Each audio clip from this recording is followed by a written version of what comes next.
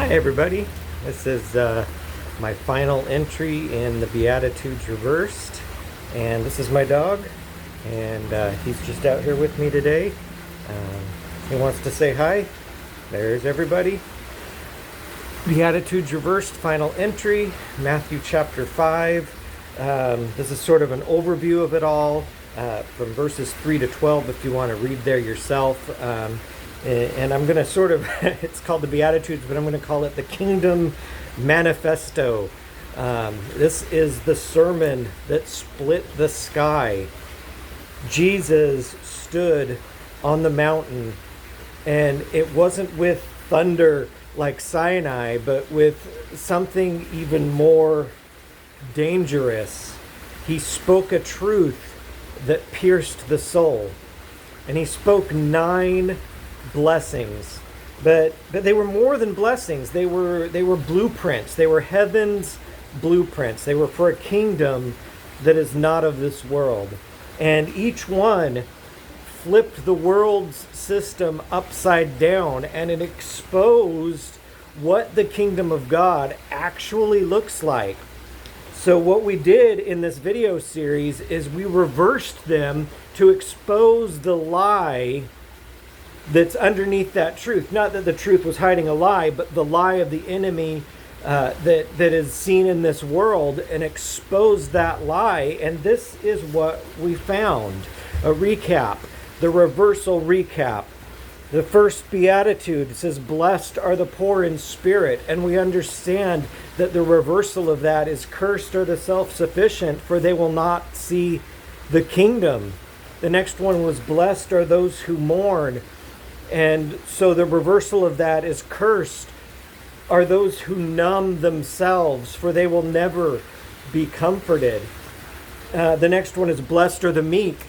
So the reversal of that is "Cursed are the ruthless," or the self-exalting, for they will be uprooted and forgotten. The next one is, "Blessed are those who hunger and thirst for righteousness." And so the reversal of that would be, "Cursed are those who crave what cannot fill, for their appetite will become their torment." The next one would be, "Blessed are the merciful." So the reversal of that is, "Cursed are the cruel, for they will be shown no mercy when they need it most." "Blessed are the pure in heart," or "Cursed are the divided heart, for they will never see the face of God."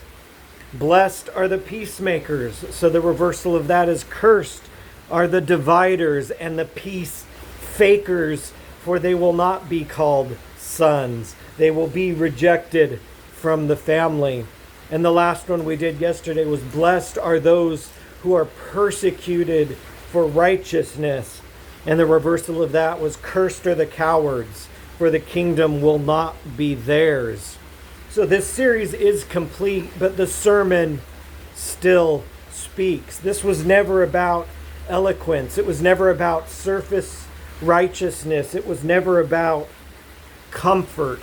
Jesus did not start his ministry with a strategy meeting. He started it with a sword, a call to live crucified before ever dying.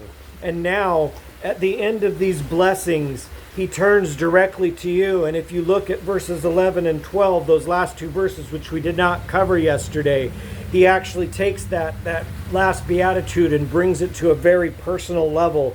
He says, "Blessed are you when people insult you and persecute you and falsely say all kinds of evil against you because of me." He says you're blessed when that happens. He says, "Rejoice and be glad, for your reward in heaven is great. For in the same way they persecuted the prophets who were before you." This is your inheritance, if you are willing to be called his. So the last questions I want you to ask yourself is, has this kingdom reshaped the way I walk, speak, and stand? Have I been living the blessings or chasing the world's version of them? Am I ready to be counted with the prophets, or am I still trying to fit in with the world? So the final closing call I have for you today, if you've been watching all of these, is to remind you that you cannot serve two kingdoms. You cannot reverse the world without being rejected by it. You cannot wear the crown if you will not carry the cross. But if you live this reversal, if you let these blessings rewire your soul, then heaven will not be ashamed to call you its own.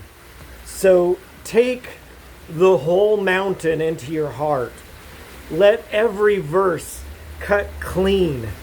Let every blessing burn deep, and walk this kingdom out. For the time is short and the gate is narrow. See, the Beatitudes, they're not poetry, they're prophecy. They are not abstract thoughts, they are assignment for your soul. And the Beatitudes are not just spiritual suggestions, they're a summons from the King. And the kingdom still calls.